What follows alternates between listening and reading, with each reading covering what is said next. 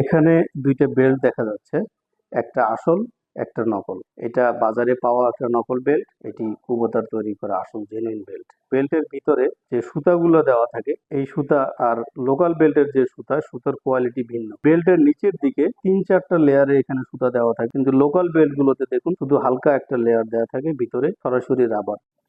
এই ধান কাটার মৌসুমে আপনি একটি ভালো মাঠ দেখে আপনার কম্বাইন হারভেস্টারটি নিয়ে গেলেন এক জায়গায় ধান কাটার জন্য।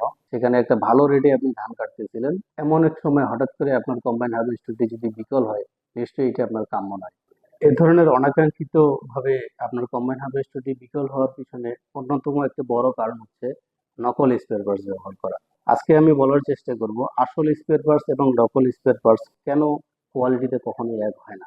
একটি আসল স্পেয়ার পার্টস এর ডিজাইন এবং এর প্রোডাকশন, ম্যাটেরিয়াল কম্পোজিশন, এগুলো সবগুলোই নিয়ন্ত্রিত হয় ম্যানুফ্যাকচারার যেভাবে চায়, তাদের প্রোডাকশন সেভাবেই করা হয়।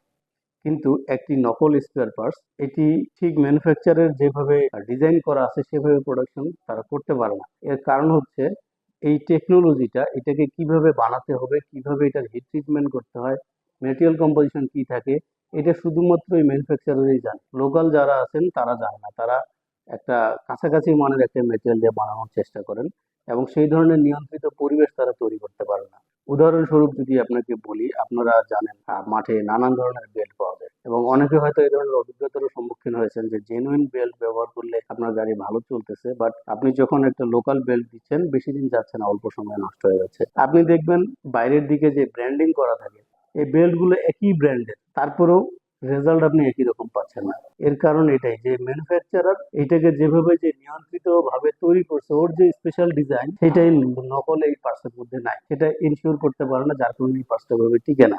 এখানে দুইটা বেল্ট দেখা যাচ্ছে, একটা আসল একটা নকল। বাইরে থেকে দেখে এই বেল্ট দুটো একই রকম মনে হলেও আমরা এখানে আপনাদেরকে কেটে দেখাবো এই বেল্ট দুটোর মধ্যে পার্থক্য কি। এটা বাজারে পাওয়া একটা নকল বেল্ট, এটি কুবোতার তৈরি করা আসল জেনুইন বেল্ট।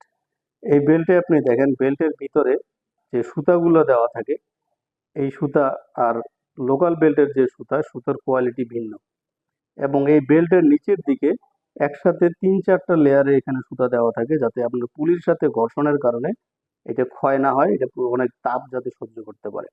কিন্তু লোকাল বেল্ট গুলোতে দেখুন শুধু হালকা একটা লেয়ার দেওয়া থাকে, ভিতরে সরাসরি রাবার। এই রাবার মেটেরিয়াল যখন তাপ সহ্য করতে পারে না এবং এই সুতাগুলো ওইটাকে এই টানটাকে সহ্য করতে পারে না, তখন বেল্ট গুলো লম্বা হয়ে যায় এবং এই বেল্ট গুলো দ্রুত ক্ষয় হয়ে নষ্ট হয়ে যায়, যেটি এই আসল বেল্টে এই ধরনের সমস্যা হবে না। তাই আসুন আপনারা আপনাদের কম্বাইন হারভেস্টারটির যত্ন নিন, জেনুইন স্পেয়ার পার্টস ব্যবহার করুন এবং সিজন নির্বিঘ্নে শেষ করুন। ধন্যবাদ সবাইকে।